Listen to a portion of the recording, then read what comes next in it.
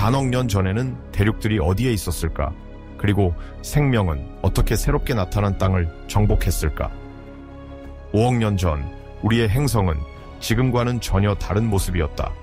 남방구에 모인 대륙들은 거대한 불모의 땅, 초대륙 곤드와나를 형성했다. 바다에는 이미 생명으로 가득했지만 육지에는 식물도 없고 나무도 없고 곤충도 없었다. 황량한 광물 세계로 강한 바람이 휩쓸고 태양의 자외선 광선에 의해 폭격을 받았다. 그럼에도 불구하고 이 시기에 생명체의 가장 위대한 모험 중 하나가 일어났다. 대륙의 정복. 새로운 모험을 시작하기 전에 영상을 좋아하고 채널을 구독하여 아무것도 놓치지 않도록 하세요. 감사합니다. 그리고 좋은 여행 되세요.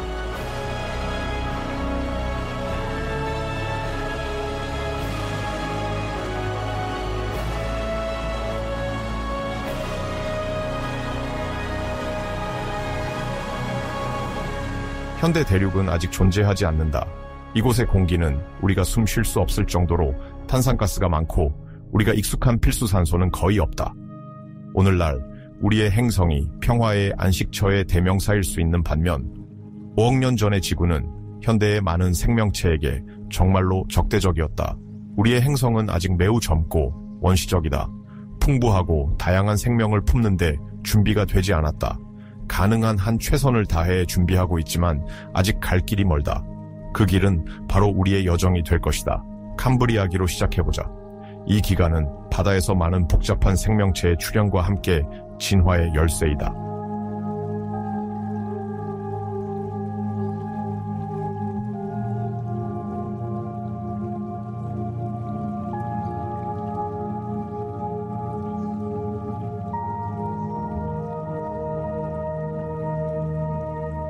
신비로운 물속으로 여행을 떠나자. 표면에서는 현대 세계의 식물의 풍요로움과는 거리가 멀지만 바다에서는 생명이 완벽히 자리 잡고 안락한 것 같다. 생명의 기초가 몇백만 년 전에 마련된 것임은 말할 것도 없다. 이전 여정인 성캄브리아기에서 우리는 생명이 진화의 도전에 굳건히 맞선 방법을 보았다. 초기에 간단한 박테리아에서 수십억 년 후 살아있는 세계는 변모 중이다. 최초의 생명체는 새로운 능력을 개발하고 새로운 형태와 특성을 습득하고 있다. 이러한 새로운 기술은 해양 동식물의 발전과 풍요로운 발전을 촉진한다. 여기서 우리는 진정한 종의 다양성을 이야기한다.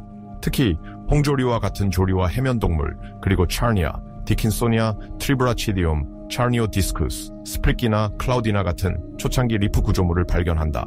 그 이후로 해양 세계는 계속 진화해왔다. 신생대의 끝, 즉 성캄브리아기의 말은 수생 생명체에게 많은 가능성을 제공한다. 우리가 6억 년 전 막 떠났던 유명한 초기 리프들은 미래의 해양 생물에게 진정한 은신처가 되었다.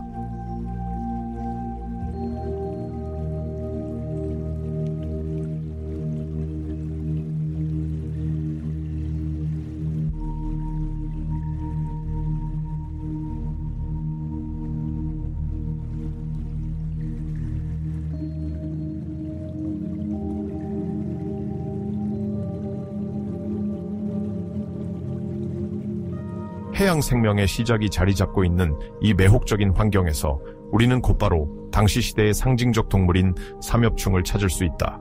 당신은 삼엽충에 대해 많은 하해 동안 들을 것이다. 그들은 그 시기의 특별한 해양 조건에 완벽히 적응했다. 근처에 하나가 숨어 있는지 확인해보자. 그들을 자연 환경에서 연구하면 이 작은 해양 생물들을 더 잘 이해할 수 있을 것이다. 아, 바로 여기에 삼엽충 보이시는가? 그들은 이 작은 절단체의 몸을 가진 생물체이다. 그들은 해저를 기어다니며 현대 곤충과 갑각류의 어떤 조상과 비슷하다.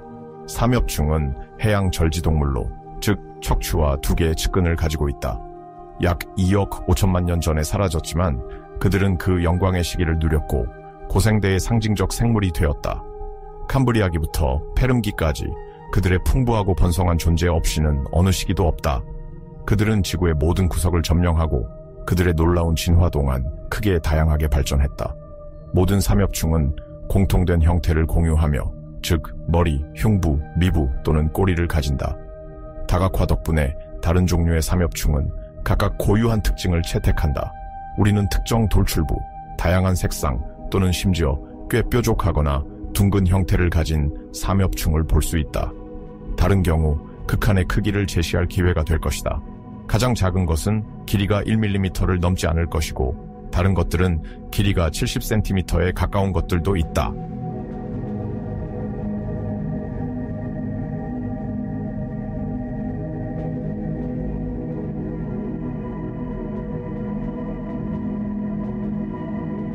그것의 걸음걸이를 관찰하면 생활 방식과 식단을 아마도 추측할 수 있을 것입니다. 실제로 그것은 저서 동물입니다. 해저를 앞뒤로 돌아다닙니다. 이 작은 해양 생물들을 관찰하는 시기에 따라 그들이 먹는 것도 다릅니다. 예를 들어 올디노이드와 같은 가장 오래된 삼엽충들은 수생벌레를 좋아합니다. 이 오토이아는 충분한 양의 먹이가 될 것입니다. 약 15cm 길이의 이 작은 벌레는 가장 오래된 것으로 알려진 성구슬충 중 하나입니다. 그 범주 안에서는 꽤 효과적인 포식자입니다. 자신이 만든 U자형 터널 속에 땅에 묻혀 있다가 먹이가 손에 닿을 때만 머리를 내밉니다. 삼엽충은 환경에 맞추어 진화된 특징을 가지고 있습니다. 특히 배는 해저를 이동할 수 있도록 여러 부분으로 나누어져 있으며 또한 360도 시야를 제공하는 눈의 면들이 있습니다. 포식자를 식별하는 데 매우 유용합니다. 자연은 또한 단단한 외골격, 즉 가장 용감한 해양 사냥꾼들도 덜컥하게 만드는 갑옷이나 강철 껍데기도 제공합니다. 고생대의 대부분 기간 동안 매우 풍부했으며 지난 200년 동안 수많은 삼엽충 화석이 발견되어 과학자들이 연구해왔습니다. 이러한 연구를 통해 많은 것을 배웠지만 오늘날에도 모든 비밀을 다 드러내지 않았습니다. 예를 들어 트레아트러스 이톤이라는 종은 최근 2024년에 많은 관심을 끌었습니다. 초보존 화석 지역으로 인해 그 종의 형태적 세부사항들이 밝혀졌습니다. 과거에 거의 완전한 흔적을 얻는 것은 항상 매우 어렵습니다. 시간은 불가피하게 물리적 피해를 줍니다. 그러나 때때로 자연재해는 과거의 특정 증거를 보존하는 데 도움이 됩니다. 예를 들어 폼페이와 베수비오가 있습니다. 거대한 폭발로 인한 것은 주민들에게는 비극적이었지만 과거의 요소들을 보존하게 되었습니다. 대규모로 발생할 수 있는 화산 폭발은 생명을 거의 즉시에 가둬놓을 수 있습니다. 모로코수스 마사의 아이트 요브 지역에서도 수백만 년 전 같은 일이 발생했습니다. 화산이 일종의 삼엽충의 베수비오가 되었습니다. 화산이 폭발할 때 열이 주변의 모든 유기물을 녹였습니다. 그러나 화산재가 굳어지면서 요소들을 완벽하게 감싸는 모형이 되었습니다. 이렇게 해서 과학자들은 트리아트루스 이토니의 모든 작은 세부사항을 분석할 수 있었습니다. 오랫동안 그것이 세 쌍의 2개의 다리를 가지고 있다고 믿어졌습니다. 결국 4개의 다리를 가지고 있었습니다. 눈, 더듬이, 그리고 그 유명한 다리와 관련된 다양한 세그먼트를 명확히 볼 수 있습니다. 현재 기술을 통해 과학자들은 심지어 컴퓨터에서도 작업하여 삼엽충을 셀디로 정의할 수 있었습니다. 해부학적 세부사항들이 이제까지 이보다 더 정확했던 적은 없습니다. 그리고 연구에 매우 가치가 있습니다.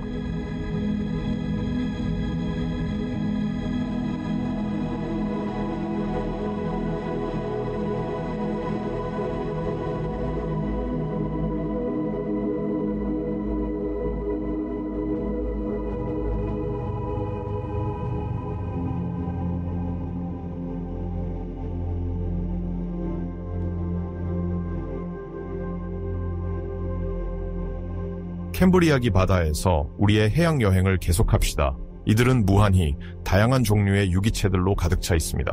여기에 이 가장 귀중한 보물 중 하나, 석회 스펀지가 있습니다. 이 암초 건설자들은 고대 고염류라고 불립니다. 스파이큘이 없는 석회화된 화석으로 이 시기인 캠브리아기에만 발견됩니다. 이 최초의 메타조아는 해양 건축가들입니다. 튜브 형식, 꽃병 모양, 층상형 또는 구형 등의 다양한 형태와 색상으로 존재합니다. 이곳에서 가장 아름다운 고대 고염류의 작은 샘플을 볼 수 있습니다. 파라나차투스 그란디트, 투무리올린투스 무사토비, 올비차투스 몽고리쿠스, 프란수아세차투스 노부스, 그리고 코신 옵틱타 준 이엔시스. 이 스펀지들은 당신이 보는 예외적 생물군의 성장을 가능하게 했습니다. 그들은 암초 건설에 기여할 뿐 아니라 그들의 역과 활동 덕분에 해양의 통풍과 산소 공급을 촉진시켰고 결과적으로 해양 생물의 발전을 촉진했습니다. 많은 생물들이 이 수중 건축가 근처에 자리를 잡았습니다. 그들 중에는 삼엽충도 있고 아나바리테스 트리술차투스라는 작은 갑각생물과 플로토헤르츠나 아나바리차라는 가능한 원뿔치설도 있습니다.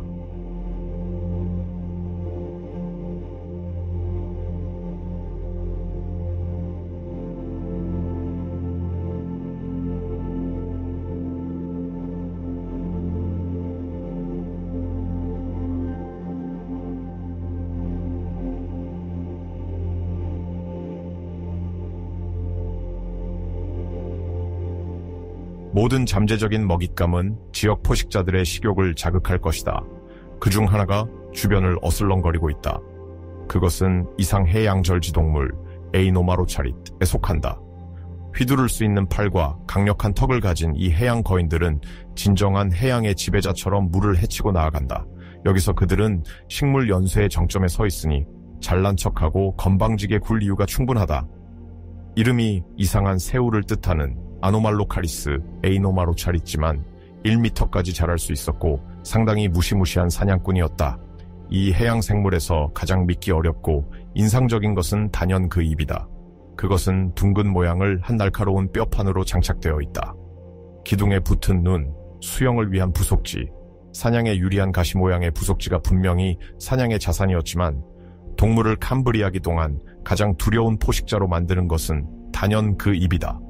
그러나 아노말로카리스는 소화하기 더 쉽고 노력이 덜 드는 벌레를 선호했다. 아노말로카리스.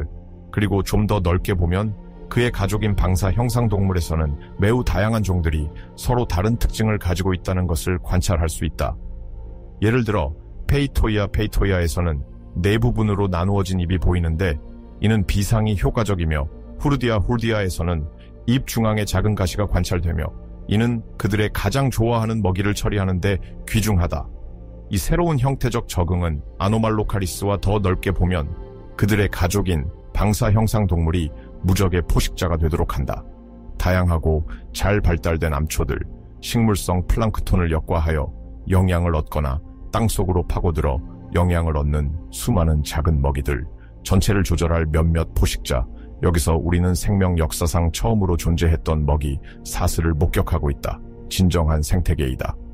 이 원시적인 생태계는 독특한 형태와 행동이 모자이크처럼 구성된 것으로 각 종은 새로운 세계에서 생존을 위해 애를 쓴다. 캄브리아기 이전에는 동물과 식물 모두에 대해 이렇게 풍부한 시절은 없었다. 우리는 지금까지 몇몇 표본을 보았지만 이 시기는 매우 번성하여 언급할 수 있는 표본들이 수천 가지 더 있다. 예를 들어 절지동물 중에는 브랜치오카리스, 비란치오차리스가 있다. 10cm 미만의 양쪽 껍질을 가진 절지동물로 그 시절에는 물속에서 꽤 잘 움직인다. 분절된 몸통과 갈라진 꼬리를 가지고 있다. 앞쪽에는 더듬이 한 쌍과 발톱 모양의 부속지 한 쌍이 보인다. 이 부속지 덕분에 먹이를 입으로 가져갈 수 있다. 조금 더 떨어진 곳에서는 여전히 분류하기 어려운 특이한 표본 위왁시아를 볼 수 있다. 이상하지만 그 유명한 등뼈열이 있는 만큼 인상적이다. 아노말로카리스 같은 포식자에 대한 강력한 방어 수단이다. 오파비니아처럼 유연한 몸과 코처럼 생긴 입을 가진 다른 작은 생물들은 많은 포식자들의 저녁으로 사용될 수 있다. 할루치게니아도 정기적으로 사냥되었다. 그것은 형태적으로 매우 뛰어난 생물이다. 실제로 우리는 오랜 기간 이 동물의 방향에 대해 혼란스러웠다. 어떤 부분이 머리로 간주되어야 할까? 결국 양끝 어디에도 입이 없는 것으로 보인다. 그 등뼈는 심지어 다리로 오해되었을 정도로 이 동물은 난해하다.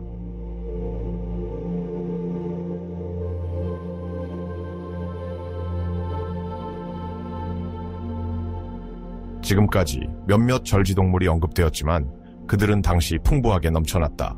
시드니아와 마렐라 같은 그룹들을 긴 목록에 추가할 수 있다. 예를 들어 시드니아는 평평하고 타원형 모양을 가지고 있으며 작은 다리와 긴 더듬이가 있다. 주로 연체동물들을 먹는다. 마렐라는 말편자 모양의 상부판을 가지고 있다. 발견자인 월컷은 그것을 레이스게라고 별명을 붙였다. 그 형태가 너무 독특하고 독창적이어서 과학자들은 그것을 절지동물이나 심지어 삼엽충 중에 분류하는 데 애를 먹고 있다. 우리는 그 식성에 대해 거의 아는 바가 없지만 적어도 머리와 다리가 어디 있는지는 알고 있다. 그러나 그것이 물 밑을 헤엄치거나 걸어 다녔을 것으로 상상할 수 있다. 이 종의 화석에 대한 연구에 따르면 첫 번째 쌍의 부속지에 매우 발달된 아감이 필라멘트가 장착되어 있다. 이는 몸의 이 부위가 여과기로 사용되었을 가능성을 시사한다. 그 다음 두 번째 쌍의 더듬이는 입까지 입자의 이동을 안내할 것이다. 어린 암초 위를 오르는 일종의 해양지네가 보인다. 아마도 아이스웨이아, ACIA일 것이다. 그리 멀지 않은 곳에 캐나다 스피스 차나다핏도 있다. 이는 가장 오래된 알려진 갑각류이다. 이 그룹에서는 이후 개나 바닷가재 등을 찾을 수 있다. 우리의 캐나다 스피스에서는 이러한 현대 동물들을 연상시키는 형태가 나타난다. 일종의 분절된 꼬리와 껍질로 덮인 몸체, 여러 다리와 지느러미, 모양의 부속지를 가지고 있다. 이 갑각류는 저서성 동물이다. 여기서 우리는 그것이 퇴적물 속에서 음식을 찾기 위해 땅을 파고 있는 모습을 볼 수 있다. 캠브리아기를 끝맺으며 다양한 신종들이 나타난 시기에 대해 이야기하면서 피카이아에 대해 말하고 싶습니다. 이것은 가장 오래된 조상일 수도 있습니다. 이렇게 오래된 물고기에서 우리가 유래했을지도 모른다는 생각은 정말 놀랍습니다. 그렇죠? 모든 것은 증명되어야 하지만 한 가지 확실한 것은 피카이아는 척삭동물이라는 사실입니다. 그리고 이것은 척추동물이며 현재 알려진 가장 오래된 척삭동물입니다.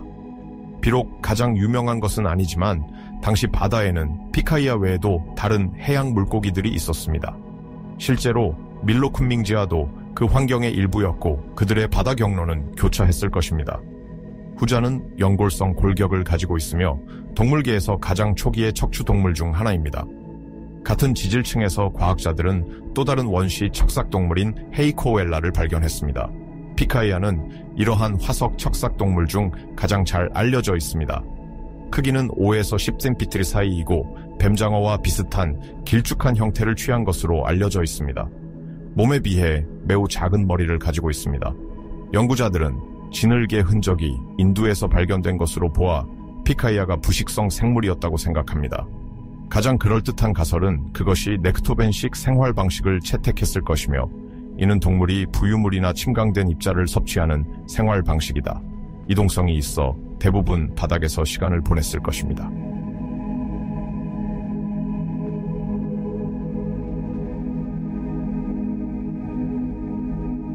이 고대 바다를 탐험하면서 복잡한 먹이 사슬이 점차 세계의 바다에 자리 잡았으며 식물성 플랑크톤이 해양 에너지의 주요 원천이 됐다는 것을 관찰할 수 있었습니다.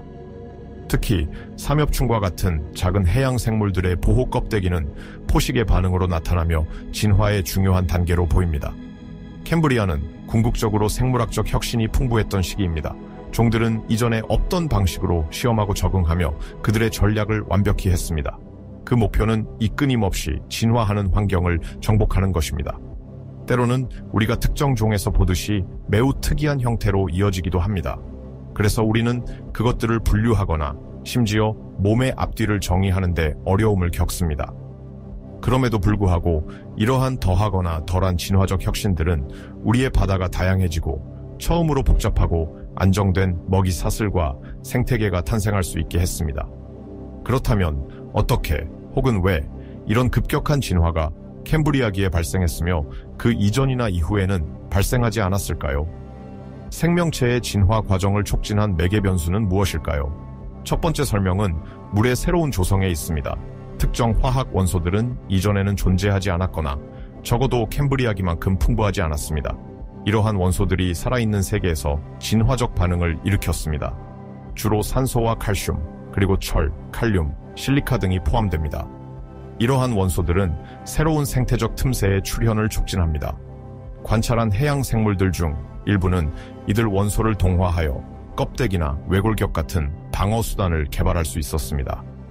또한 살아있는 유기체들은 성캄브리아기 말기에 새로운 유전 패키지를 획득하여 사지나 눈과 같은 적절한 해부학적 특성을 개발할 수 있음을 인정해야 합니다. 이러한 새로운 패키지 덕분에 종들은 계속해서 적응을 위한 경주를 지속할 수 있습니다.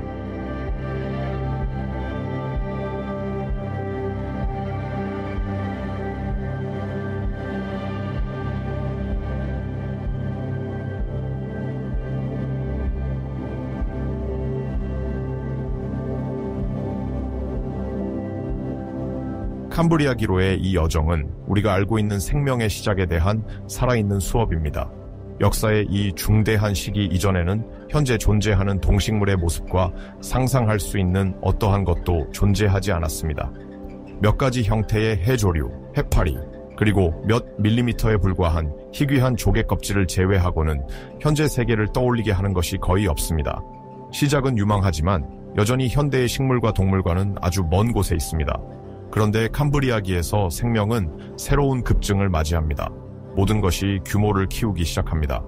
여기서는 절지동물, 연체동물, 심지어 척삭동물의 조상들이 우리의 눈앞에 펼쳐지면서 생명나무의 주요 가지들을 형성해 나갑니다. 이곳에서 오늘날까지도 존재하는 벌레, 첫 번째 조개껍질이나 연체동물과 같은 그룹이 나타나고 트리로바이트나 라디오돈트와 같은 사라진 그룹들도 발현됩니다. 여기서 공진화를 이야기할 수 있습니다. 종의 다양화가 그렇게 빠르게 이루어진 것은 이 새로 등장한 세계에서 모든 것이 창조되어야 했고 모든 것이 생존을 희망하며 최대한 적응해야 했기 때문입니다. 먹잇감은 점점 강해지는 포식자에게 맞서기 위해 진화해야 했습니다. 그들의 해부학적 구조가 도망에 유리해야 했거나 단단하고 보호막 역할을 할 엑소스켈레톤 같은 자연 방어 체계를 개발해야만 했습니다. 반대로 포식자도 이러한 불굴의 갑옷을 가진 새로운 먹잇감을 극복하기 위해 적응해야 했습니다. 지질학적 격변이 항상 존재합니다. 판의 움직임, 해수면의 변동, 그리고 퇴적물의 침착은 이 원시 세상을 형성합니다. 이러한 변덕에 따라 생명체는 최대한 잘 적응합니다. 이러한 현상들은 지질학과 생명 진화의 깊은 연결을 완벽하게 보여줍니다. 주요 기후 또는 지질학적 변화는 이 생명체들이 생존을 원한다면 새로운 조건에 적응하도록 강요합니다. 금이 갈 캄브리아기 말, 극한의 시대인 오르도비키안이 탄생하게 됩니다.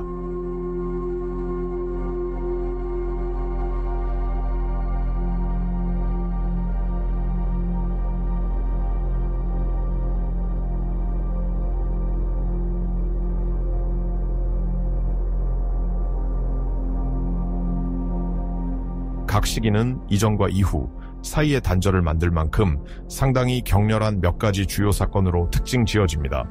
캄브리아기와 오르도비키안 사이에는 몇 가지 주목할 만한 변화가 있었습니다.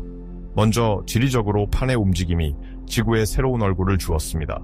당시에는 여러 대륙이 있었습니다. 남아메리카, 아프리카, 인도, 심지어 호주와 남극을 포함한 곤드와나, 북아메리카를 대표하는 로렌시아, 그리고 열대 지역에 위치한 다른 두 대륙 시베리아와 발티카입니다.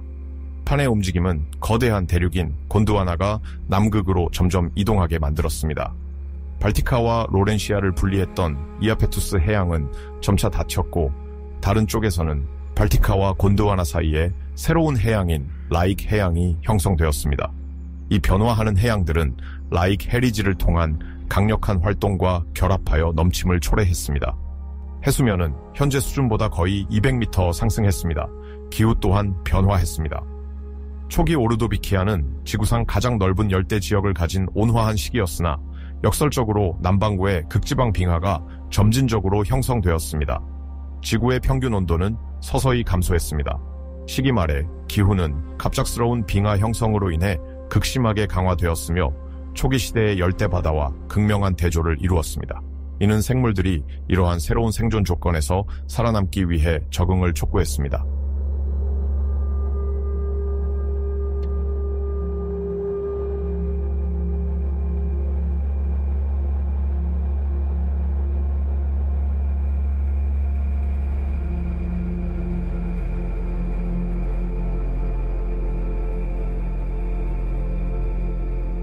실어 오르도비스기는 캄브리아기가 아름답게 제공한 것의 연속으로 놀라운 변혁의 시기였습니다. 과거 동물의 생활 방식을 언급할 때 흔히 저서성이라는 용어를 들었습니다. 캄브리아기에는 동물 생명이 거의 전적으로 해저에만 존재했으므로 그들은 저서 또는 저서라는 뜻의 해저성 생물들이었습니다. 오르도비스기에는 새로운 놀이터가 해양 생물에게 열렸습니다. 바로 수중입니다. 이제는 해저만 탐험하는 것이 아니라 물속을 자유롭게 헤엄칠 수 있었다는 것입니다. 이제는 해양의 수주 영역과 펠라지 생물들을 이야기합니다. 과학자들은 다양한 수중 생물을 더 잘 이해하고 연구하기 위해 바다를 여러 다른 수량의 공간으로 구분했습니다. 간단히 말해서 수주란 바닥과 해양의 표면 사이에 위치한 공간입니다. 이 수주는 그 자체로 하위 구획으로 나뉘며 예를 들어 표해수층 및 중해수층 영역이 포함됩니다. 현재로서는 우리는 펠라지라는 용어를 사용하여 넓은 의미에서 수주를 이야기할 것이며 이는 개방된 바다라는 의미의 펠라고스에서 파생되었습니다. 얕고 넓은 풍부한 바다는 생물 다양성이 풍부하게 번성하는 요람이 되었습니다. 초기 산호가 브라키오포드와 삼엽충들을 위한 진정한 수중 정원을 만드는 그 원시적인 암초 위를 떠다니며 상상해보세요. 위로는 척추동물과 두 종류가 열린 물속을 수영합니다. 아직 이 지역에 정착한 생물은 없었습니다. 육지로의 첫걸음을 축하할 단계에는 이르지 않았지만 그래도 해양 세계를 위한 그 새로운 점유는 그 자체로 소소한 성과입니다. 오르도비스기에는 생명의 번성이 절정에 이르렀습니다. 적절한 다이빙 장비가 있다면 수백만 년 전 돌연변이 생물들 사이를 수영한다고 상상해보세요. 해저를 갈고 달리는 무턱한 갑옷을 입은 어류인 오스트라코덤스를 발견할 수 있을 것입니다. 일부 생물들이 처음으로 수주에서 첫 발을 내디뎠음을 감탄할 것입니다. 이전에는 해양 생물들이 이처럼 쉽게 물속을 움직일 수 없었습니다. 그리고 첫 산호초에 대해선 뭐라 할까요? 진정한 경이로움입니다. 그들은 번성하고 발전하며 강해지면서 다양한 생물들에게 피난처를 만듭니다. 이 바다의 모든 구석은 적응과 생존의 이야기를 담고 있습니다.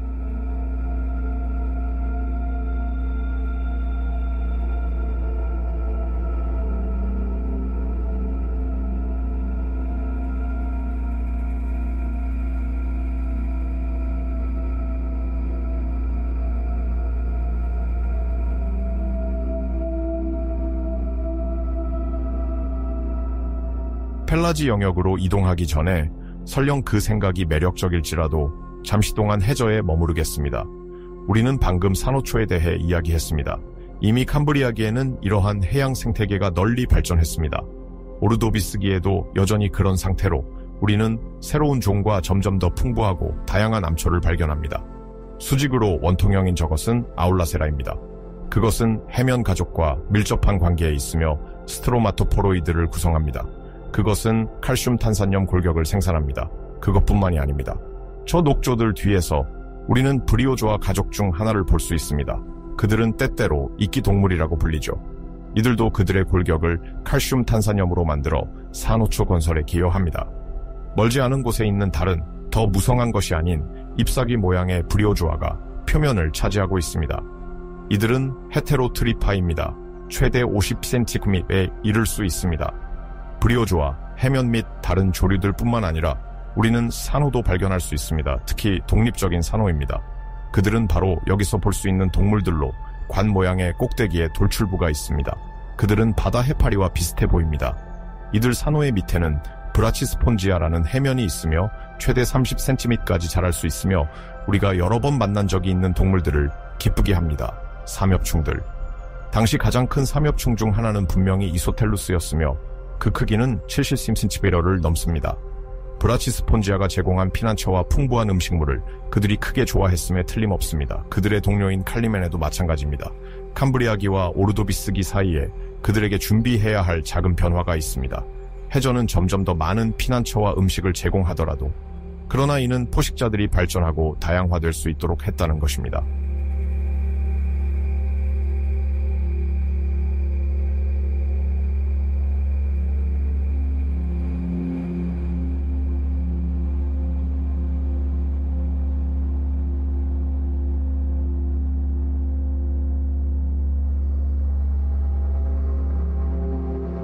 여기 메갈로그랍투스가 있습니다. 가장 큰 삼엽충 사냥꾼 중 하나로 약 80cm의 크기이며 유립테리드의 일종입니다. 이들은 외모 때문에 바다 정아리라고도 불립니다. 유립테리드는 해저에서 사냥하도록 설계되었습니다. 길쭉한 몸체와 관절이 있는 꼬리 외에도 작은 해양 생물을 포착할 수 있는 여러 쌍의 눈, 집게, 경우에 따라 모래에서 먹이를 잘 찾아낼 수 있는 긁는 다리도 가지고 있습니다. 노 모양의 팔다리 덕분에 수영할 수 있으며 다리를 이용해 바닥을 이동할 수 있습니다. 바다에서 매우 다재다능하며 식사에 까다롭지 않습니다. 사냥을 할 수 있지만 가끔 청소부 역할도 합니다. 배만 채우면 그것으로 충분합니다. 암초에서는 고독한 산호, 군체 산호, 해면체 사이에서 우리가 이미 익숙해져 있는 좀 더 친숙한 동물들도 볼 수 있습니다. 예를 들어 이 불가사리들 같은 경우입니다. 작은 것은 페트라스터, 큰 것은 프로모팔레스테르입니다. 그 옆에는 아키오크리누스와 같은 바다백합도 있습니다. 부분적인 꽃광과 긴 기둥을 가지고 있으며 해저에 앵커로 고정하고 깃털 모양의 부속물을 이용해 작은 음식 입자를 포착합니다.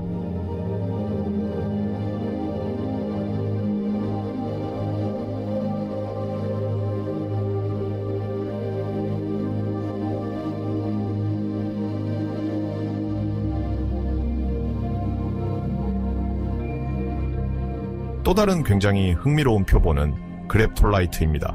아니, 오히려 그랩톨라이트들이죠. 이 동물들은 항상 군집으로 살기 때문입니다. 초기의 개인을 시큘라라고 부릅니다. 긴 중앙 줄기와 무수한 가지가 있으며 그 위에 작은 방들이 있어 다른 군집 구성원들이 살고 있습니다. 이름은 돌에 쓰인 것을 의미합니다.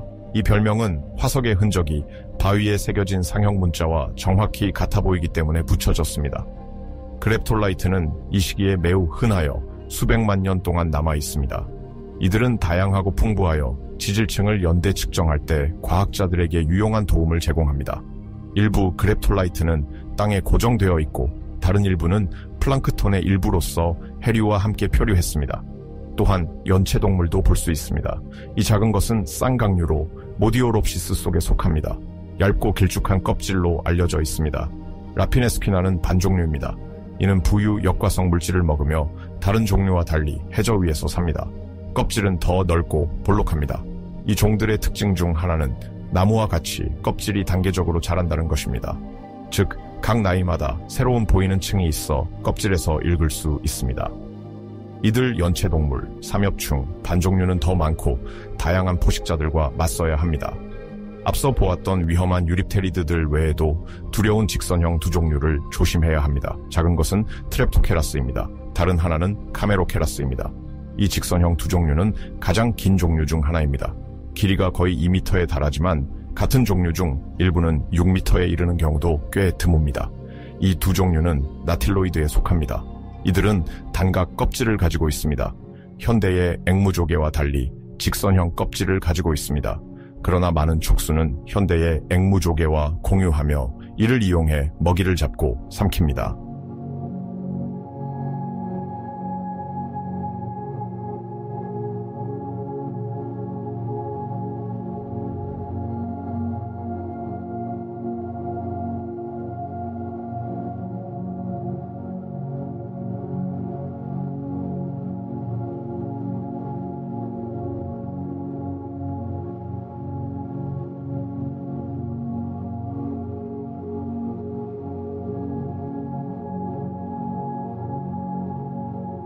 해양 환경이 점점 더 풍부해지고 있습니다. 해양 온도가 사리갸사소드크리치에서 약 30바피시드크리치로 떨어졌습니다. 열대 해양에서 발견되는 온도에 접근하고 있습니다. 해양 생물들은 이러한 변화를 분명하게 즐기고 있으며 이는 그들의 발전에 도움이 되고 있습니다. 특히 대륙 침식과 풍부한 미네랄을 대량으로 가져오는 해저 능선의 활동 덕분에 세계의 물이 상류해 질소로 크게 풍부해졌습니다. 먹이사슬의 기초인 필터 먹이를 섭취하는 생물들이 다양해지고 있으며 그 수가 폭발적으로 증가하고 있습니다. 결과적으로 전체 먹이사슬이 발전하고 번성하고 있습니다. 오르도비스기는 오늘날까지도 새로운 종의 수가 가장 급속도로 증가했던 시기로 남아 있습니다. 가족의 수는 3배로, 속의 수는 4배로 증가합니다. 각 종은 점점 더 넓은 영토를 차지할 것입니다. 새롭게 등장하는 종을 이야기하자면 이제 잘 알려진 오스트라코데름을 만나볼 때입니다. 오르도비스기에 발견된 원시 어류는 여전히 적은 수였습니다. 그러나 그들의 출현은 소심했지만 결코 희망적이지 않다고 할 수 없습니다. 이 동물들은 놀라운 방식으로 다양화, 전문화, 발전할 수 있었습니다. 그들은 우리의 행성 역사 동안 여러 번의 큰 방사선을 활용할 것입니다. 현재로서는 이 오스트라초덤 어류는 무악류입니다. 이는 그들이 턱이 없다는 것을 의미합니다. 오스트라초덤은 한편으로 그들이 갑옷 같은 것을 가지고 있었고 이는 부분적으로 뼈판으로 몸을 보호했다는 것을 의미합니다. 그들의 그룹 이름은 실제로 외피가 없는을 의미합니다. 하지만 그것만이 그들의 눈에 띄는 특징은 아닙니다. 이 물고기들이 이룩한 작은 혁명을 이해하려면 그들의 아가미에 관심을 가져야 합니다.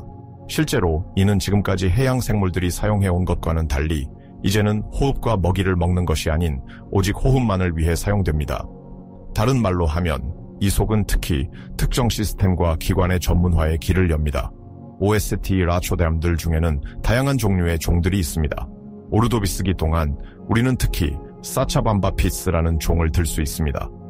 이 종은 다소 이상해서 물고기보다는 올챙이에 더 가깝지만 그것은 에이란다피디데 가족의 오에스트라코데름 어류입니다. 이 동물들은 느리며 거의 해저에서만 살아가지만 그들은 물고기들 사이에서 가까운 미래의 주요 진화를 예고하는 새로운 특징들을 채택했습니다. 이 그룹의 대규모 폭발적인 진화는 아마 대본기에 이르러서야 관찰될 가능성이 높을 것입니다. 그 주제를 다루기 전에 다음 시대인 실루리안을 탐험해 봅시다.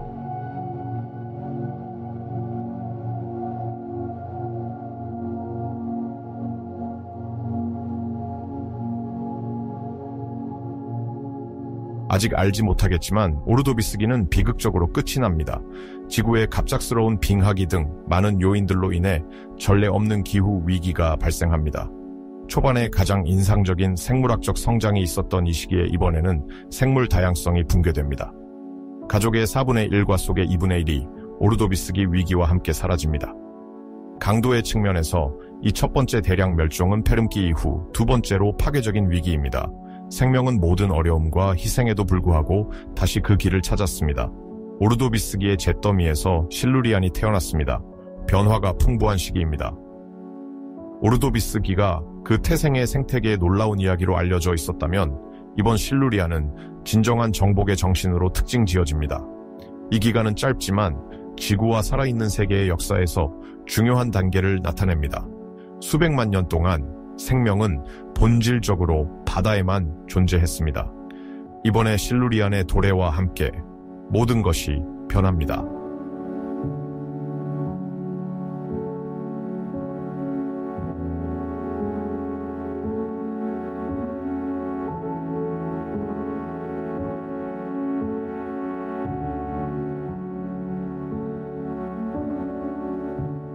오르도비스기 동안 녹조류, 시아노박테리아, 그리고 때때로 지의류는 해안선을 따라 넘쳐 흘렀습니다. 이제 식물이 본격적으로 육상 토양에 자리 잡습니다. 쿡소니아는 최초로 해안의 느슨한 땅을 정복한 식물입니다. 이 식물은 석호와 수로의 가장자리에 서식합니다. 쿡소니아는 아직 뿌리가 없지만 길게 뻗은 줄기와 분기를 명확히 볼 수 있습니다. 이 선구적인 식물의 발견은 화석식물 전문 영국 식물학자 윌리엄 랭에게 공로가 돌아갑니다. 그는 그의 협력자인 이자벨 쿡슨을 기리기 위해 발견한 것을 명명했습니다.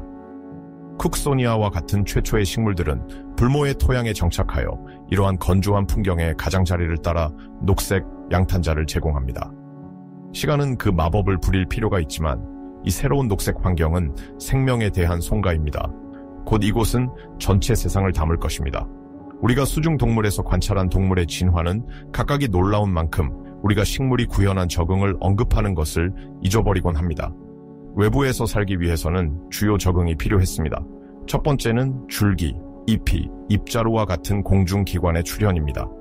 쿡소니아에서는 줄기, 다양한 가지, 그리고 각각의 가지 끝에 위치한 둥근 구조인 포자낭이 보호용 왁스로 덮여 있습니다. 에스포로폴레니는 또한 포자인 식물의 생식세포가 건조되는 것을 방지할 것입니다. 쿡소니아는 또한 기공으로 혁신을 이루었습니다. 기공은 열리고 닫히는 세포입니다. 왜 이것이 중요할까요? 이 능력이 있어야 식물의 공중기관과 외부 세계 간의 가스 교환이 가능하기 때문입니다. 쿡소니아는 아직도 우리에게 많은 것을 가르쳐줍니다. 이러한 식물들이 어떻게 땅에 고정되었는지, 물을 어떻게 끌어올렸는지에 관한 많은 미지의 부분이 남아 있습니다. 그러나 과학자들은 그들의 작동 방식에 대한 몇 가지 가설을 세웠으며 특히 줄기의 유용성에 관해 논의하고 있습니다. 나중에 잎과 다른 식물 부분이 광합성을 가능하게 할 것이지만 쿡소니아에서는 줄기가 그 역할을 했을 가능성이 있습니다. 식물들이 민물 조류인 차이류에서 유래했을 가능성도 있습니다. 앞서 언급한 에스포로폴레닌이 이러한 수생식물에도 존재하기 때문입니다. 에스포로폴레닌은 보호 역할을 할 뿐만 아니라 플라스모데스마타, 라는 미세한 경로를 통해 이웃하는 두 세포 간의 물질 순환을 허용합니다. 이것은 쿡소니아가 표면에서 어떻게 번성할 수 있었는지를 설명해 줍니다. 이 최초의 육상 식물은 수로와 석호의 가장자리를 정복할 것입니다. 담수와 염수를 가로지르는 얇고 좁은 스판띠는 여전히 매우 제한적입니다. 지평선을 바라보면 여전히 세상의 나머지 부분이 상당히 적대적으로 보입니다. 그러나 발 아래에 이러한 최초의 식물들은 약속입니다. 물 밖에서의 삶은 가능합니다. 많은 이들이 실루리아기 말과 그 다음인 대본기 초기에 실제로 그것을 시도할 것입니다.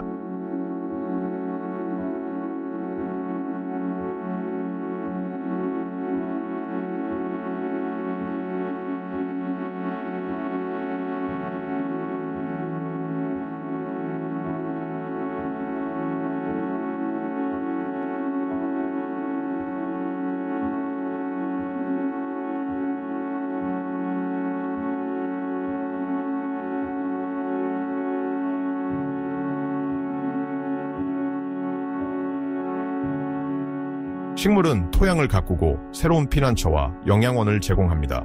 그것은 첫 번째 육상 절지동물인 거미, 정갈, 노래기 등이 등장하여 이러한 새로운 진미를 시도하는 데 필요한 전부였습니다. 물론 이 동물들이 이 새로운 영토에 정착하는 것은 여전히 매우 시도적입니다. 많은 동물이 가끔씩 모험을 하지만 여전히 수중세계와 긴밀하게 연결되어 있습니다.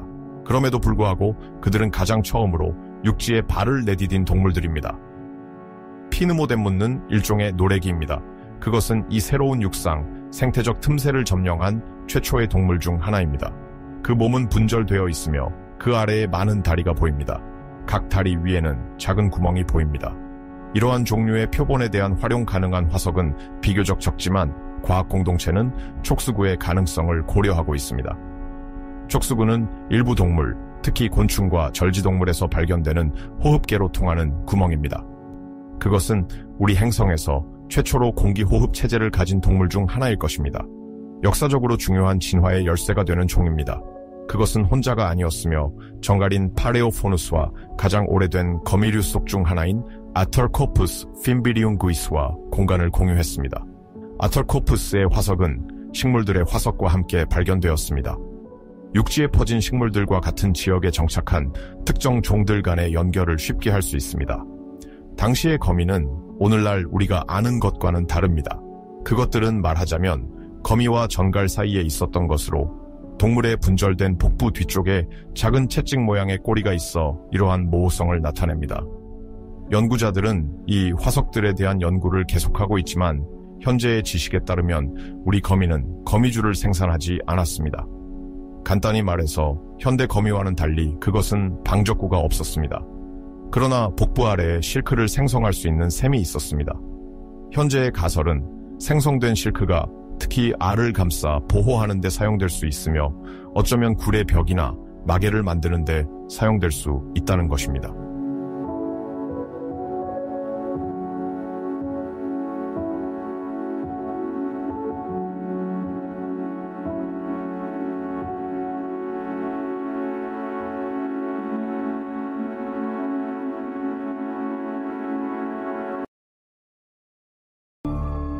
바다에서는 자연이 이미 열광적입니다.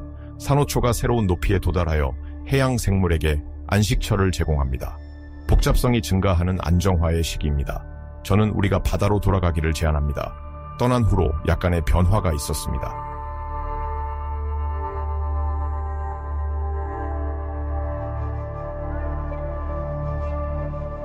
대봉이는 두 오로장 사이에 있습니다.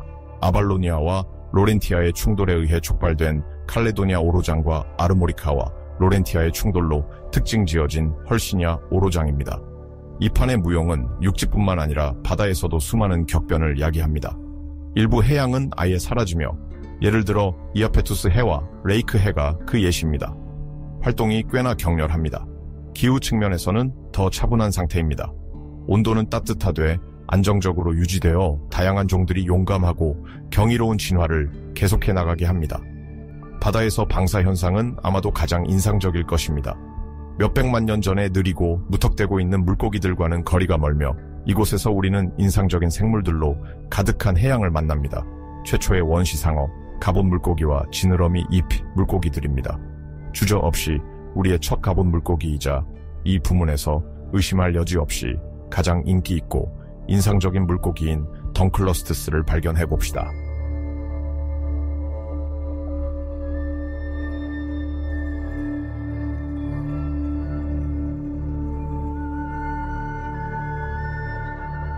덩클러스트스는 기괴하고 4에서 8m에 달합니다. 형태학적으로는 참다랑거에 더 가까우며 상어의 턱보다 2배나 큽니다. 그것은 갑옷 물고기, 판판류의 일종이지만 무엇보다도 강력한 포식자입니다. 이 동물에 대한 새로운 연구는 과학자들이 더 적합한 별명을 찾게 했습니다. 그들은 그것을 심층의 파괴구슬이라고 부릅니다. 이는 당신이 이 현상의 힘을 이해하는 데 도움을 줄 것입니다. 판판류는 턱을 가진 최초의 물고기들 중 하나입니다. 덩클러스트스의 턱은 손가락을 넣고 싶지 않을 만큼 효율적이었습니다. 이 바다 괴물은 칼날처럼 날카로운 뼈로 구성된 쌍의 악골판을 갖추고 있었습니다. 일단 먹이가 잡히면 간단한 압력으로 그것을 문자 그대로 2동강 낼 수 있었습니다. 매우 공격적이고 아마도 영토적일 수도 있는 판판류는 머리와 흉부의 뼈판을 가져 중요한 장기를 보호했습니다.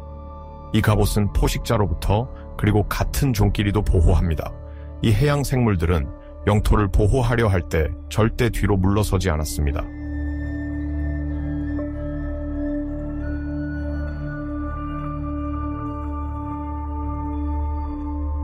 포식자가 있는 곳에는 먹잇감이 있습니다. 다른 물고기는 둥클러스트스의 간식으로 사용되었습니다. 예를 들어 스일라도셀라체, 최초의 원시상어 대표 중 하나로 거의 9m의 길이를 자랑했지만 두족구 필라코덤 덕와는 상대가 되지 않았습니다.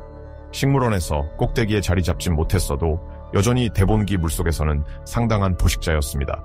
여기에서 에이칸토디언스 무리를 사냥하는 것을 볼 수 있습니다. 에이칸토디언스의 특이점은 뼈 물고기와 연골 물고기 모두의 특징을 가지고 있다는 것입니다. 이 종을 통해 진화 과정이 분명히 진행 중임을 볼 수 있습니다. 둥클러스트스와 마찬가지로 이들도 턱을 가지고 있습니다. 또한 작은 복부 가시를 가지고 있어 지느러미를 지지합니다. 처음에는 이 물고기들이 염수에만 자리 잡았지만 점차적으로 담수를 선호하게 되었습니다. 이는 또한 체이로레핏의 경우와 비슷하며 바다와 내륙 수역을 모두 점유합니다.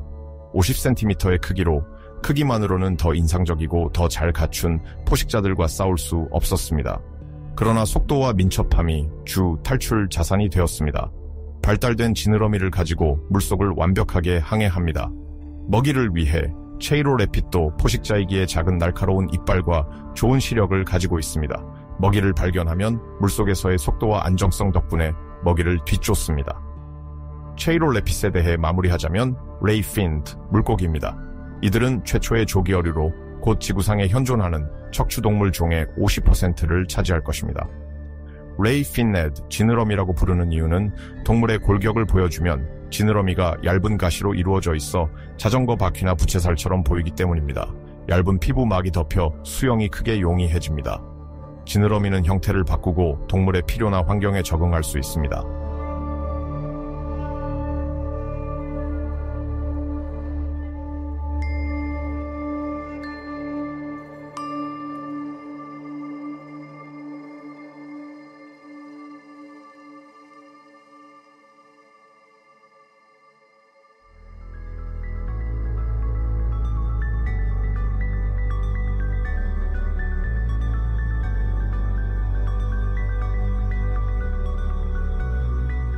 우리가 육지에서 바다로의 전환을 이루기 위해 아이시테오스테가가 가장 훌륭한 대사가 될 것입니다. 양서류의 선구자이자 최초로 기술된 사지동물인 아이시테오스테가는 1931년 그린란드에서 처음 발견되었습니다.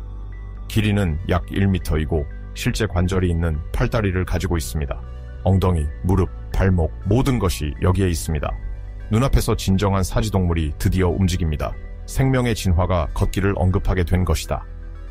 그럼에도 불구하고 이 사지동물은 물고기와 같은 특성을 일부 가지고 있습니다. 꼬리 지느러미와 부분적으로 몸에 비늘이 있으며 아가미도 있습니다.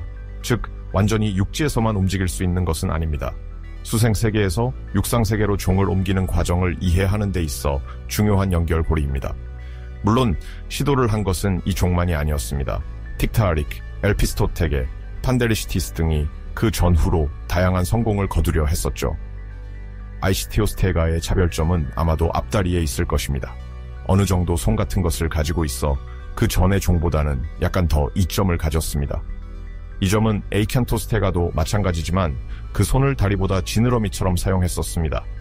이제 우리가 육지를 정복한 이들을 보았으니 이 모든 것이 어떻게 가능했는지에 대해 볼 차례입니다. 실제로 식물 없이는 우리가 아는 형태의 생명체는 존재하지 않았을 것입니다.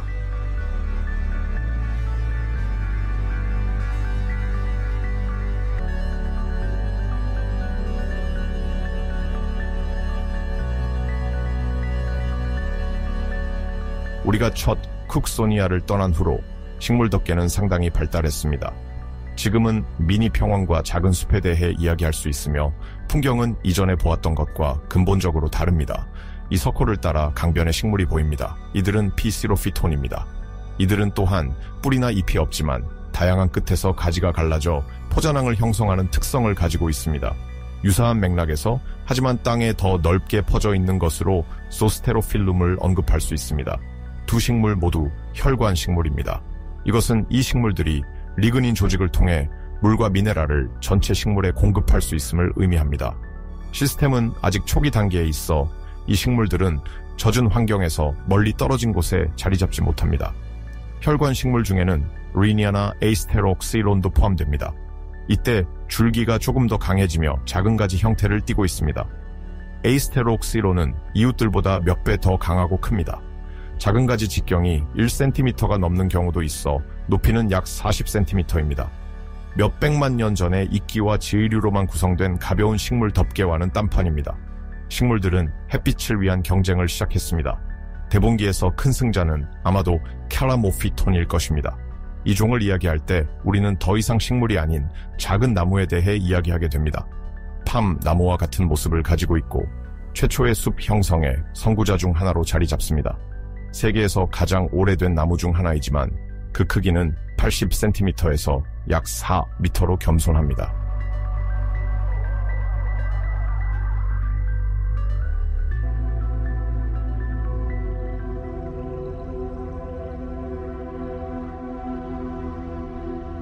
식물에서도 오래도록 이야기될 다른 종들을 발견할 수 있으며 그 후손들은 오늘날에도 널리 존재하고 있습니다. 바로 양치식물입니다. 클라도실롭사이데, 클라독사이롭사이디는 이 옛 대가족의 일부입니다. 진화의 도움으로 이러한 나무 같은 식물들은 이제 줄기를 갖추고 있습니다. 적어도 우리는 매우 가까워지고 있습니다. 클라도실롭사이데의 줄기는 직경 70cm에 이를 수 있습니다. 내부에는 이 양치식물이 자립할 수 있도록 하고 환경에서 살아가는 데 필요한 모든 것을 끌어들이는 전체 네트워크가 존재합니다. 클라도실롭사이데 중에서도 와티에자는 가장 잘 알려진 것 중 하나입니다. 이것은 가장 오래된 것 중 하나이며 그 시대의 가장 큰 양치식물 중 하나이기도 했습니다. 그것은 8m의 높이에 이를 수 있었으며 따라서 우리의 칼라모피톤, 차라모피톤을 훨씬 초과합니다. 육지에서는 숲의 시작이 점차 뿌리를 내리고 있습니다. 이러한 새로운 생태계는 생태학뿐만 아니라 대기에도 변화를 가져옵니다. 공기가 변하고 있습니다. 결국 이 새로운 녹색 세계는 무수한 약속과 가능성을 가지고 있습니다. 세계에서 가장 오래된 콜렘볼란인 리니엘라 프레쿠르소르, 리니엘라 피어 에츄소를 보면 확실합니다. 그 당시에는 육상 동물이 매우 적었습니다. 그러나 곤충들은 여기에서 자신들만의 천국을 발견합니다. 그들은 식물의 성장에 협력합니다. 곤충과 식물 사이의 오늘날에도 본질적인 파트너십은 여기 대봉기에 시작됩니다. 그러나 멸종의 그림자는 이미 이 시대에 드리워져 있습니다. 강렬한 기후 동요로 특징 지어진 대봉기의 끝은 새로운 생태계의 연약함을 부각합니다. 비록 곤충과 식물 사이의 유대가 불가분이지만 이 새로운 대멸종은 환경, 생물 다양성, 그리고 회복력 사이의 관계에 대해 우리에게 가르쳐줍니다. 요소들은 서로 연결되어 있습니다. 톱니바퀴의 작은 모래 알갱이 하나이면 모든 것이 무너질 수 있습니다. 위기의 여파로 수천 종이 사라졌습니다. 혼돈이 생물 세계의 문턱에 있습니다. 다행히도 많은 경험과 자원이 있는 생물들은 다시 일어나 자기 갱생의 기회를 삼고 새로운 적응 전략을 채택할 것입니다. 이제 석탕이의 시대로 나아가 보겠습니다.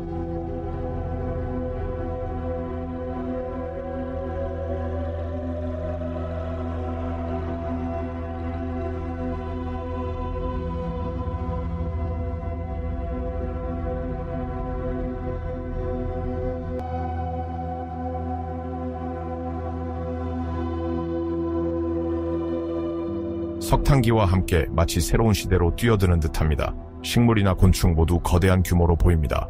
이 시기는 고대 테티스 해양을 구성하는 물의 상당한 상승으로 시작됩니다.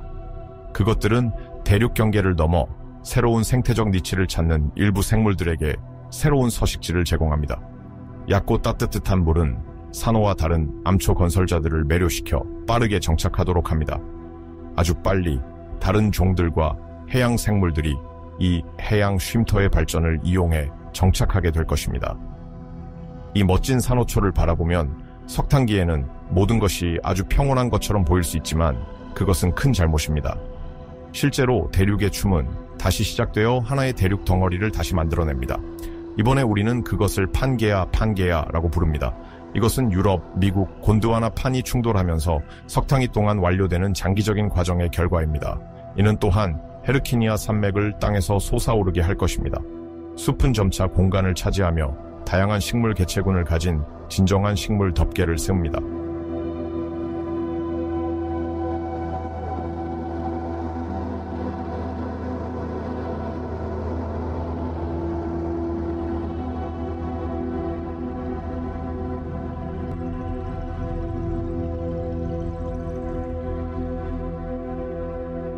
석탄기는 인상적이고 독특한 탄소 저장으로 인정받고 있습니다. 이 과정은 길었습니다. 엄청난 양의 생물질을 매장하여 지구는 수백만 년 동안 기후를 변화시켰습니다. 이는 식물과 대기 간의 깊은 상호작용을 보여줍니다. 석탄 자원이 되기 이전에, 화석화된 생물질이 되기 이전에 이 에너지원은 거대한 숲이었습니다.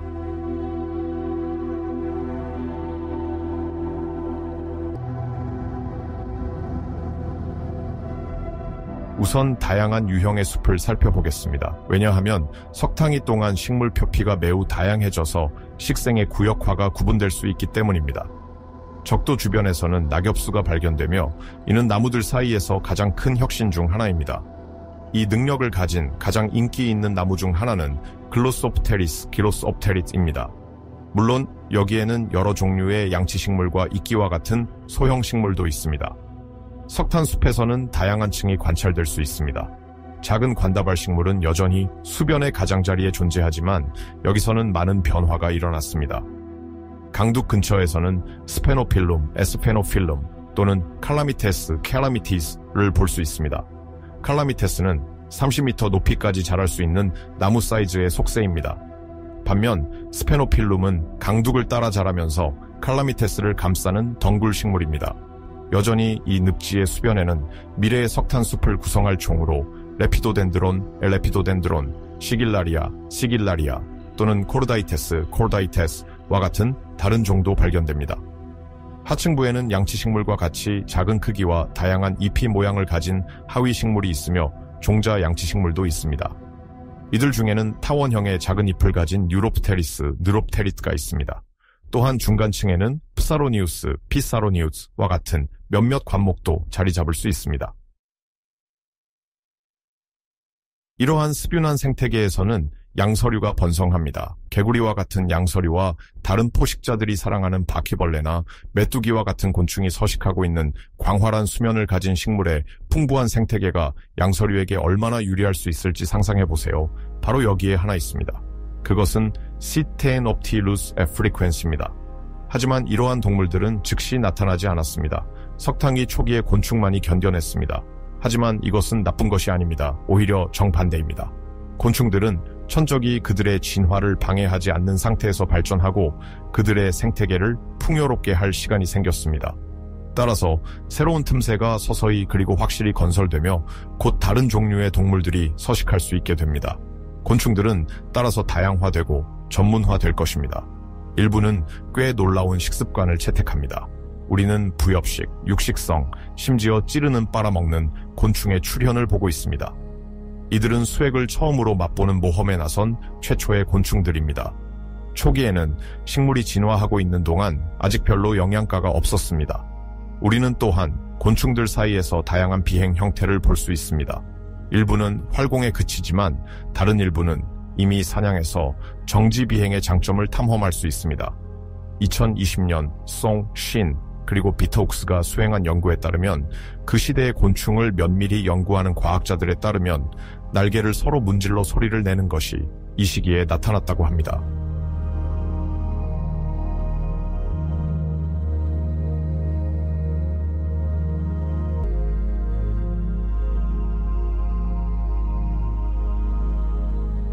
석탄기에는 곤충 인구가 오늘날만큼 다양하지 않더라도 이미 매우 흥미롭고 다양합니다. 우리는 세 가지 주요 그룹을 찾을 수 있습니다. 딕티옵테라는 어느 정도 바퀴벌레, 흰개미, 심지어 사마귀와도 가까운 종류입니다. 또한 시티놉티루스 에프리쿠엔스와 같은 메뚜기와 메뚜기, 근현종을 포함하는 메뚜기목도 발견됩니다. 그리고 마지막으로 잠자리, 고추잠자리, 하루살이의 친척인 고대날개류를 관찰할 수 있습니다. 이 곤충들은 거대한 크기를 취하고 있습니다. 이 주제에 관한 최신 연구 결과에 따르면 높은 산소 함량이 이 거대한 개체들의 크기에 대한 가장 그럴듯한 설명 중 하나입니다. 가장 인기 있는 것 중 하나는 의심할 여지 없이 거대한 잠자리 메가느라 모니입니다. 그 날개가 내는 윙윙 거리는 소리는 근처에 있을 때 귀청이 찢어질 정도로 시끄러웠을 것입니다. 절지동물 중에서도 특히 거미류나 노래기와 가까운 친척들 중 일부 대규모 종을 볼 수 있습니다. 아르트로플라 아르마타와 같은 2.5m가 넘고 지름이 50cm에 달하는 노래기를 보면 누구라도 얼어붙지 않을 수 있을까요? 거의 존재하지 않는 비행 포식자 덕분에 곤충과 절지동물들은 석탄기의 식생 위에서 지배할 수 있었습니다. 다른 어떤 동물도 그들의 부드러운 평온함을 방해하지 않았습니다. 그러나 이것은 영원히 지속될 수는 없었습니다. 결국 포식자들은 이 새로운 먹이 사슬에 서서히 통합되어야 생명과 이 생태계의 지속 가능성을 유지할 수 있었습니다.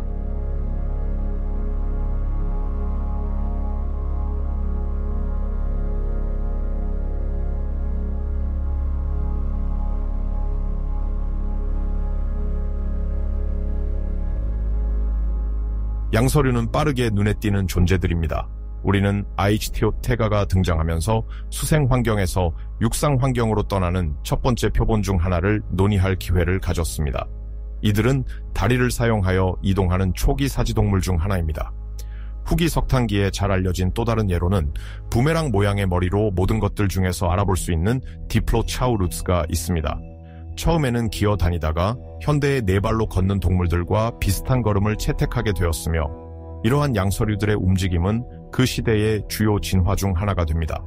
예를 들어 페더펫 핀네아에는 4개의 팔다리를 사용한 새로운 이동 능력과 기술을 보여줍니다. 앞다리에 6번째 손가락이 있어 걸음에 도움이 되었을 것입니다. 이는 육상 생활에 완벽하게 적응되어 있습니다. 하지만 이는 석탄기의 유일한 혁명에서 멀리 떨어져 있습니다. 이러한 새로운 반육상, 반수생 생물들은 원시폐를 가지고 있습니다. 다시 말해 수생 세계의 이점을 즐기면서 육지에서도 생존할 수 있습니다. 일부 양서류는 그룹의 새로운 육상 기능에도 불구하고 수생 세계에 머물렀습니다. 폴리달페토는 다리가 달린 장어와 닮았으며 길이가 거의 4m에 달합니다. 다른 스타일로는 악소로티를 연상시키는 마이크로브라키츠 페리카니를 언급할 수 있습니다. 육상 생활은 간단하지 않다는 점을 명심해야 합니다.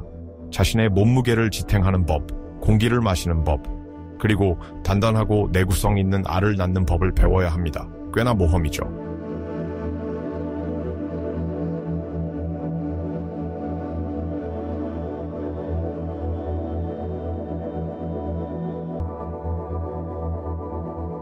큰 곤충들이 공중에서는 다소 유리하지만 지상에서는 크기가 반드시 민첩성을 의미하지는 않습니다. 큰 양서류들은 정기적으로 육지를 탐험하더라도 대부분의 시간을 물속에서 보냅니다. 그들의 생활 방식은 일본산 거대한 도롱뇽이나 악어와 비교할 수 있습니다. 반면에 작은 종들은 지상 이동에 더 적응되어 있습니다. 그들은 주로 습한 지역을 점유하며 육상과 수생 환경 모두에서 그들의 장점을 최대한 활용합니다. 이러이러 퀴엄과 관련하여 이러한 경계에 있는 동물들이 직면할 수 있는 큰 문제 중 하나는 번식과 관련됩니다. 알은 매우 취약합니다. 따라서 그들은 물속에서 알을 낳아야 후손의 유망한 미래를 기대할 수 있습니다. 결과적으로 양서류들은 수생세계로부터 완전히 해방될 수 없습니다. 새롭게 시작된 진화 과정들로 인해 새롭게 등장한 순서로는 레포스폰딜 양서류가 있습니다. 이는 파충류와 유사한 양서류입니다. 그 중에는 작은 도마뱀과 유사한 동물인 투디타누, 미크로사우리아가 있습니다. 점차적으로 파충류 분류군이 등장하여 놀라운 진화를 예고합니다. 지금은 알의 구성을 변화시킬 수 있는 이들이 석탄기의 주요 혁명을 주도할 것입니다. 이를 아미니오티츠, 암니오테스라고 부릅니다. 이 아미니오티츠는 파충류뿐만 아니라 공룡, 새, 포유동물 등 여러 분류군을 형성할 것입니다. 아미노틱, 알, 암니오틱, 액은 방수 껍질을 가지고 있으며 액체로 채워져 있습니다. 이러한 적응은 현대 육상 생활로의 중요한 전환을 나타냅니다. 빠르게 아미니오티츠 사이에 두 가지 별개의 그룹이 형성됩니다. 이 두 그룹은 오늘날 존재하는 모든 비양서류 아미노트 사지동물의 기원입니다. 첫 번째 그룹은 사우롭시도이로 구성됩니다. 이는 우리가 언급한 파충류뿐만 아니라 공룡과 따라서 새도 포함됩니다. 두 번째 그룹은 에세이납시도이로 나중에 포유동물이 포함될 것입니다.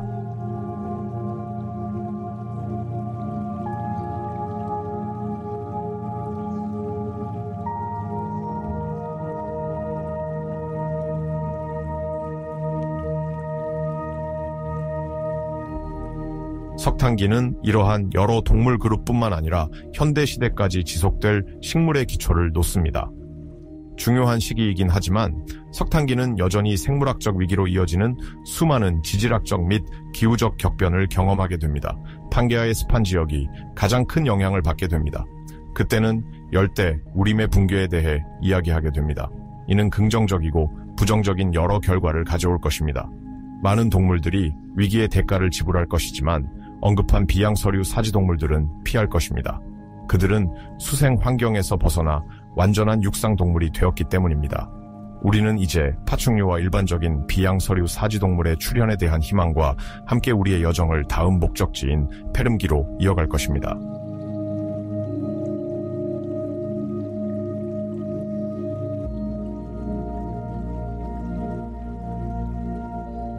지구의 통합은 언제나 결과 없이 이루어지지 않습니다. 지구의 내부 활동은 매우 격렬하고 판의 움직임은 매우 중요하여 그 여파는 변화에 상응하지 않을 수 없습니다. 이번에 판게아의 집합은 확실히 완료되었습니다. 하늘로 날아올라 대기권을 넘어 달 근처에 정착하면 지구가 얼마나 변했는지 알 수 있습니다. 이 거대한 갈색점, 누워있는 우자 모양의 단일 대륙 덩어리, 그것은 바다의 광활함에 비해 땅 덩어리가 얼마나 하찮은지를 보여줍니다. 여기서 보면 행성의 3분의 D가 물로 덮여 있는 것이 분명히 더 쉽게 보입니다. 거대한 판게아가 거의 모든 땅덩어리를 하나로 통합하고 자결하는 사막과 점차 사라지는 얕은 바다를 만듭니다. 이 엄숙한 풍경은 매혹적이면서도 적대적입니다. 새로운 산맥들은 심각한 침식 과정을 겪으며 이를 통해 지상 또는 해양 토양에 새로운 영양분을 공급합니다.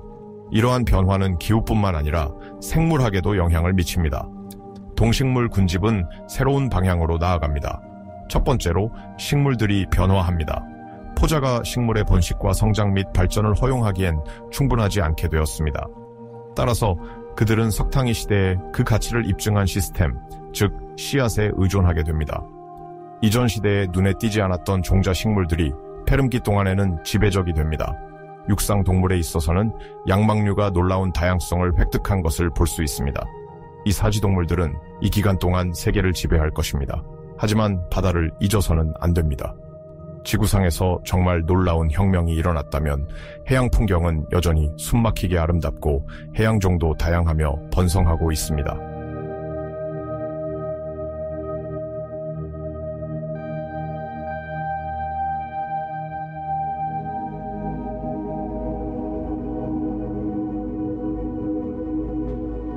육상동물 군집은 고생 때의 마지막 시기 동안 믿을 수 없을 정도의 다양성을 이룹니다.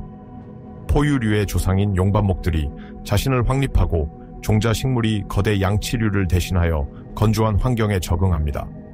식생은 초기에는 석탄기와 상당히 유사하지만 빠르게 새로운 종으로 대체됩니다. 북반구에서는 월키아 같은 침엽수가 발견되며 남반구에서는 글로소프테리스 목이 이 지역에 가장 많이 분포합니다. 종자식물은 물 부족에 대항하여 광범위하게 발전하는 반면 일부 지역의 침엽수는 더 많은 영토를 정복하게 됩니다.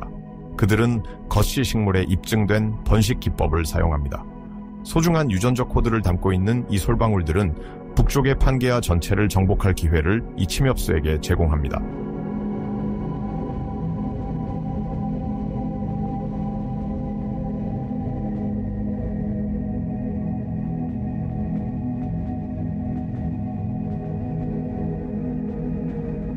정복과 생존의 세계는 해당 기간 동안 계속됩니다. 육상 정복이 진행 중이지만 아직 결정된 것은 없습니다. 적응하기를 희망하기 위해서는 창의성, 독창성, 창의력, 그리고 무엇보다도 인내심을 보여주어야 합니다. 식물의 경우 씨앗 번식 시스템을 정교화하면서 정복이 계속될 것입니다. 식물의 이 새로 발견된 풍요로움은 곤충의 발전을 촉진하며 더 나아가 작은 육식 동물과 초식 파충류의 발전을 촉진합니다. 스쿠토사우루스는 페름기 동안 살았던 초식 파충류의 대표적인 예입니다. 그것은 판게아의 라우라시아 부분에 살았습니다. 오늘날 이 지구의 부분은 시베리아를 구성하며 상당히 추운 기후를 채택하지만 그 당시 이 지역은 광대한 준사막 초원지대였습니다. 예를 들어 몽골의 고비 사막과 비슷하다고 할 수 있습니다.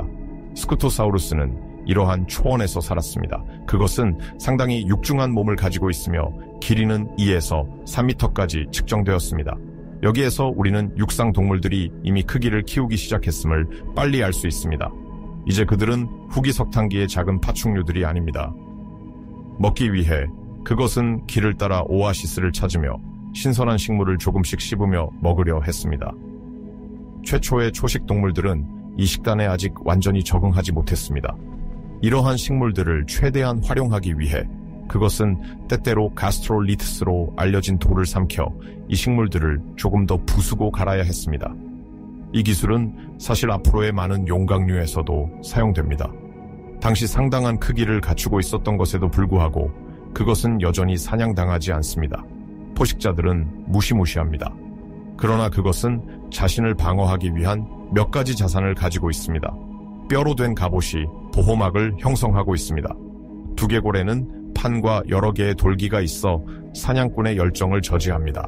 그러나 이것이 사이납시드 계열의 테트라포드인 테랍세딘, 이노스트란스비아와 같은 일부 육식동물을 멈추지 못하게 합니다. 이노스트란스비아는 고르고놉시스 계열에 속합니다. 고르고놉시스는 페름기의 지배적인 포식자들입니다. 그들은 실제로 사냥을 위해 만들어졌으며 어떤 것을 두려워하지 않습니다. 긴 두개골은 무엇이든 붙잡을 준비가 된 송곳니와 절치로 장착되어 있습니다. 턱은 평균보다 훨씬 넓게 열리며 강력한 공격을 허용합니다.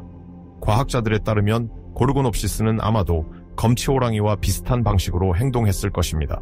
그들은 지친 상태를 이용합니다. 날카로운 이빨과 과도하게 큰 턱으로 물고 심각한 부상을 입힐 수 있습니다. 그런 다음 위험을 피하고 물러납니다. 주의하세요. 그들은 결코 포기하지 않습니다.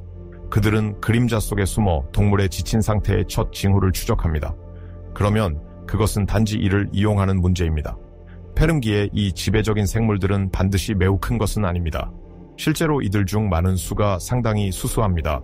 그러나 일부는 길이가 3m 이상에 이를 수 있습니다. 현재 이 속에는 36종이 있으며 특히 디노골곤, 라이체놉스, 레온토사우루스, 루후후체르베루스, 그리고 스마일로사우루스가 포함됩니다.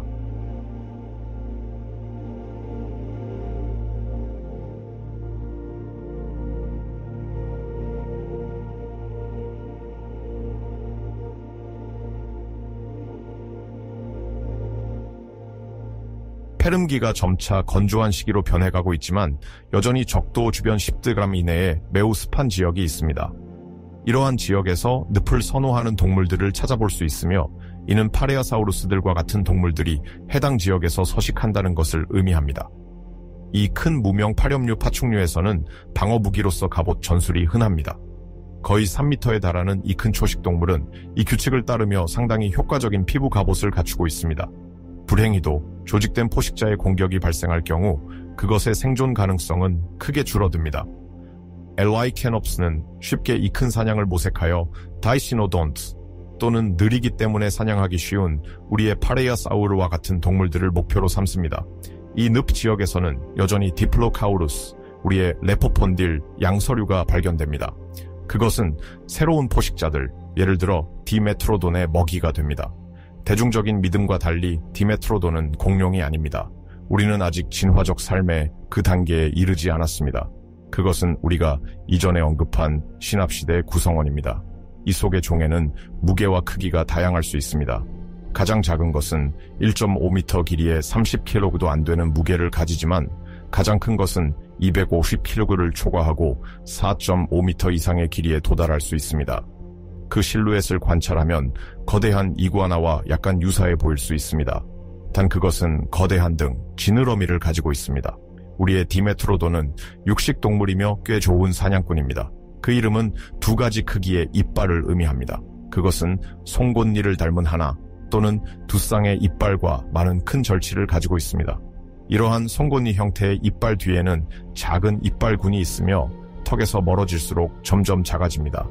각 디메트로돈 속은 사냥하던 먹잇감에 따라 특수한 치열을 가질 수 있었습니다. 이 시기의 주요 포식자로서 네 발로 걷는, 신압 씻는 모든 생태계를 공격합니다. 그들은 물고기, 작은 테트라포드, 파충류 또는 양서류를 먹을 수 있으며 이는 부메랑 모양의 디플로차울루스에도 해당되었습니다.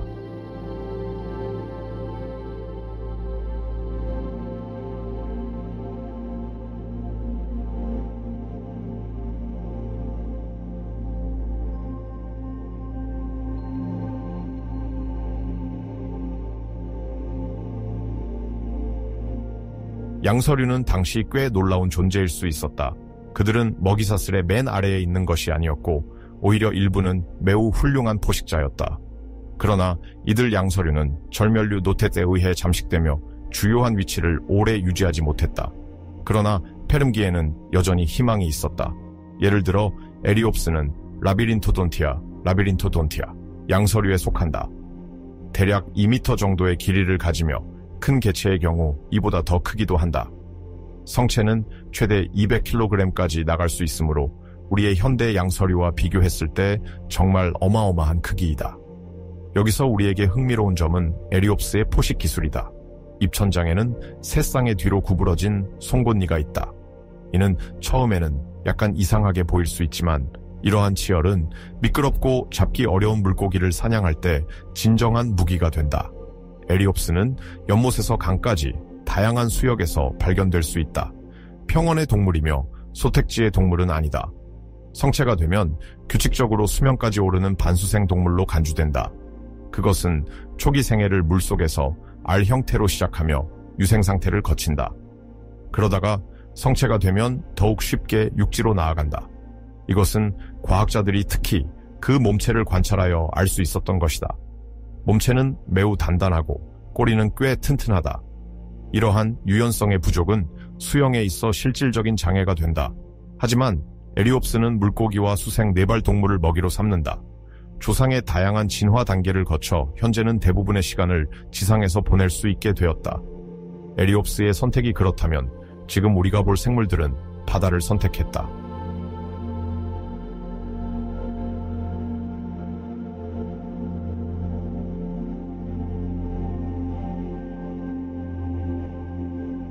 그들 중 일부는 심해의 상층부까지 올라가며 실제로 바다의 공포로 군림하였다. 수중의 깊은 곳에는 끝없이 이어지는 해양 피난처, 바로 유명한 산호초들이 있다. 이들은 언제나 놀라운 아름다움을 지니고 있으며 생명으로 가득 차 있다. 페름기의 산호초는 부유하고 다양하여 생태계가 의존하는 기초를 형성한다. 새로운 건축가들이 자리 잡고 있다. 예를 들어 높이 2m에 달할 수 있는 거대 스펀지인 기가노스폰지아, 기간토퐁이아가 있다. 이 거대한 노란색 스펀지는 진정한 살아있는 호텔이다. 가장 먼저 이들로부터 혜택을 받는 것은 데랴가포디이다. 이들은 연장된 껍데기를 가지고 있으며 날개 모양의 수평 경첩을 가지고 있다. 이것은 현타급식자이며 정착하고 바닥에 붙어 사는 생활 방식을 채택했다. 이들은 족수를 사용하여 자신을 붙인다. 다른 스타일과 형태로 굴과 닮은 대략아포디인 렙토두스의 렙토두스를 관찰할 수 있다. 산호초의 이 부분은 활기찬 생명체들로 가득하다. 이 놀라운 보급품 창고 주위를 돌아다니는 생물들도 있다. 바로 느틸로이드이다. 페름기에도 여전히 많이 존재하지만 일부는 새로운 형태를 보여준다. 예를 들어 쿠퍼로체라스는 섬세한 방어용 가시로 장식된 껍데기를 가지고 있다.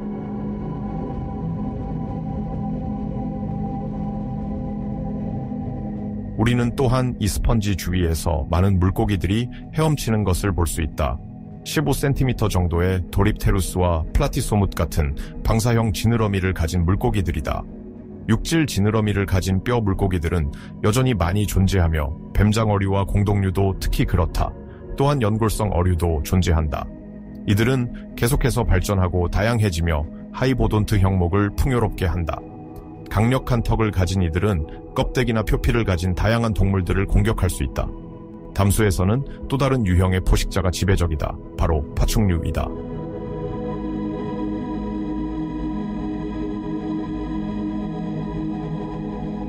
메소라우루스는 호수와 연못에 거처를 마련한 수중 파충류이다. 최대 길이는 1m에 달하며 몸을 물결치며 이동한다. 그들의 좋아하는 먹이, 갑각류와 다른 작은 담수 먹이이다. 길고 얇으며 뾰족한 이빨이 많아 그 목적을 쉽게 달성한다. 이 동물을 발견하면서 연구라는 주제를 논할 수 있을 것이다. 과거를 연구하는 것은 항상 매우 복잡한 작업이다. 예를 들어 어떻게 일부 대륙이 한때 서로 연결되어 있었다는 사실을 알게 되었을까? 물론 가설을 뒷받침하는 여러 개의 일치하는 요소가 필요하지만 메소라우루스와 같은 몇몇 화석의 연구가 결정적이었다. 이것의 해부학적 구조는 긴 거리를 수영할 수 없게 한다.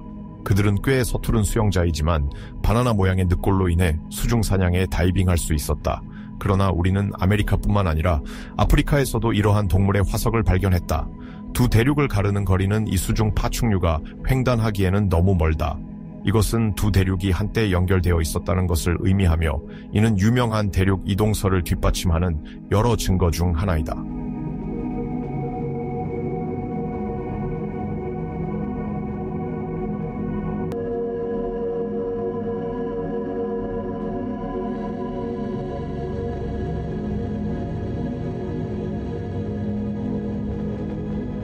대륙 이동에 대해 말하자면 육상과 해상의 동물들 사이에서 아름답게 방사성이 퍼지고 무성한 식물, 믿을 수 없을 정도로 풍부한 생태계, 삶이 가득한 생태적 틈새가 있음에도 불구하고 재앙은 다시 한번 닥칩니다. 지구상의 생명체에 대한 대규모 위기가 다가오고 있습니다. 시베리아 트랩의 화산 폭발은 진정한 기후 대재앙을 촉발합니다. 해양은 빠르게 질식하고 온도는 지옥 같으며 공기는 숨이 막히고 비는 산성이고 생명은 태양이 없는 세상에 빠져듭니다. 페름기 삼첩기 위기는 우리 행성이 겪은 가장 크고 가장 끔찍한 사건입니다. 해양 생물의 95%와 육상 생물의 70%가 사라집니다. 이 멸종은 행성의 미래를 재정의하고 판을 다시 섞어 파충류의 시대가 열리게 합니다. 그러나 그것은 또 다른 이야기이자 또 다른 여정입니다.